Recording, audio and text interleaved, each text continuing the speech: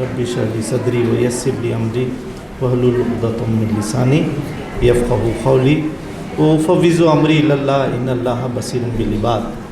अस्सलामु अलैकुम व रहमतुल्लाहि व बरकातुहू।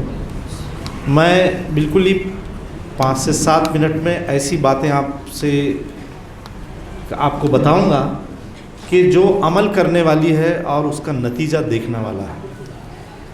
आप कोई भी चीज़, कोई दवा या कोई ग़िज़ा इस्तेमाल करते हैं तो उसमें आप देखिए कि डॉक्टर्स आपको कहते हैं कि आप ये इस्तेमाल कीजिए और एक ही महीने में जो है आप इसके रिज़ल्ट्स देखेंगे।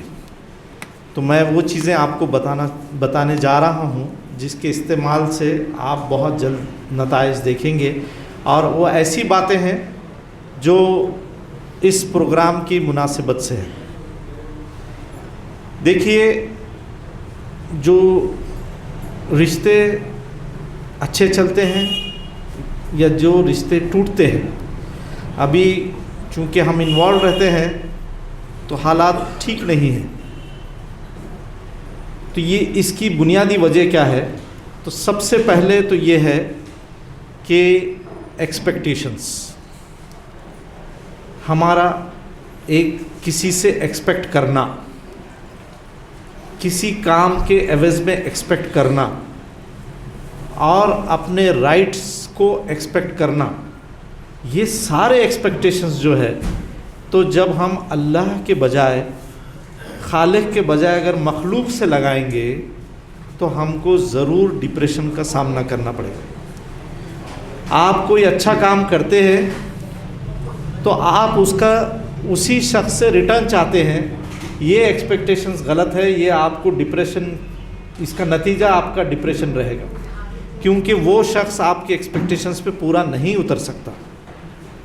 आप देखिए कि हम घरों की छतों पर पानी और दाने रखते हैं चिड़ियों के लिए। हम किसके लिए रखते हैं? एक तो हमदर्दी, और दूसरी ये बात कि अल्लाह इसको कबूल करे और हमें नेकी दे। इसके अलावा कोई तीसरी हमारी ख्वाहिश नहीं है कि हम घरों पर पानी और दाने रखें। हम वो चिड़ियों से तो कोई एक्सपेक्टेशन नहीं रखते कि कल को वो चिड़ी हमारे काम आएगी या हमारे लिए कुछ अच्छा करेगी। तो हम इंसानों से क्यों एक्सपेक्टेशन रखते? वो भी तो मखलूक है अल्लाह की। आप अच्छा करते जाइए और एक्सपेक्टेशंस अल्लाह से रखिए, तो आप कभी मायूस नहीं होंगे ज़िंदगी में। हम नाराज़गी का इजहार उस वक्त करते हैं कि जब हम किसी के लिए कुछ अच्छा करते हैं तो नेकी भी हमारी नहीं रहती, इसलिए कि हम उसके बदले में उससे भी अच्छा ही चाह रहे हैं, तो वो कभी पूरी नहीं हो सकेगी, क्योंकि उसकी भी अपनी मजबूरी है। अगर किसी ने मुझे मेरी ज़रूरत पे कुछ पैसे दिए हैं तो वो एक्सपेक्टेशन ये रखता है कि जब उसकी आएगी तो मैं भी दूंगा, लेकिन हो सकता उस वक्त मेरे पास ना हो, तो फिर वो 10 जगह बोलता है कि भाई हम तो मदद करे थे, वो तो हमारी करे नहीं। तो एक्सपेक्टेशन हमेशा अल्लाह से रखिए, खालिक से रखिए, और उसके हुक्म पर मखलूक की बेलौस मदद कीजिए। आप जो भी काम करेंगे अल्लाह के लिए करेंगे, तो एक्सपेक्टेशंस आप अल्लाह से रखिए। तो ये बहुत कारामद बात है हमारे फैमिली लाइफ में। दूसरा, जो हसद और जलन का मामला है, तो ये भी एक बहुत बुनियादी वजह है कि हम जो है, तो देखिए, दूध अगर हम रखते हैं गर्म करने के लिए तो उबाल कब आता है? उबाल उस वक्त आता है जब अंदर उन्हें अपनी हीटिंग कैपेसिटी की मैक्सिमम सैचुरेशन पॉइंट को पहुंच जाता है, तब वो उबलना शुरू होता है।